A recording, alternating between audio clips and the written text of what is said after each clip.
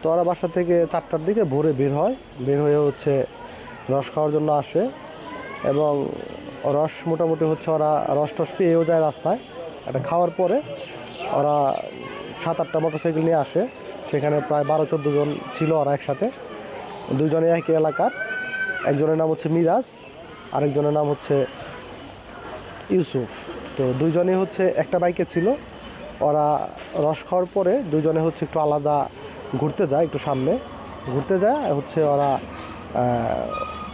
বাইকে হচ্ছে সামনে যে একটা হাইস ছিল, হাইস এবং ওদের বাইকটা মুখোমুখি সংঘর্ষ হয়।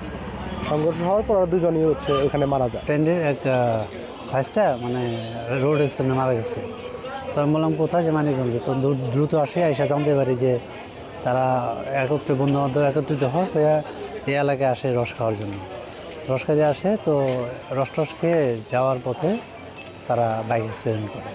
মিরাজ আমার বড় ভাইয়ের ছেলে, ওরা বন্ধুবান্ধব সহকারে মানিকগঞ্জ সিঙ্গারে আসছিল ওই রস খাইতে। রস খেয়ে যাওয়ার পথে হাইসের সাথে বাড়ি খেয়ে সড়ক দুর্ঘটনায় সে ওখানে মারা গেছে। ও সাভার কলেজ অফ ফাইন্যান্স থেকে এবার ইন্টার পাস করছে। ওরা বন্ধুবান্ধব আইসা ওখানে স্পটে মারা গেছে। আমরা এখন আমাদের ফ্যামিলি, ভাইয়ের যেহেতু বড় ছেলে, ভাইয়ের ফ্যামিলি এখন নিঃস্ব অবস্থায় আছে। আমাদের জাহাঙ্গীরনগর এলাকার ছোট ভাই দুজন, ওরা 7-8 জন আসছিল বাইকে।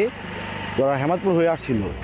তো রস খাওয়া শেষে যাওয়ার পথে আর কি মর্মান্তিক একটা হাইসের সাথে দুর্ঘটনা হয়। তো সেখানে এলাকার ছোট ভাই ইউসুফ এবং মিরাজ ওরা মারা যায়। এটা খুব দুঃখজনক। আমরা এই জন্য খুবই ভারাক্রান্ত।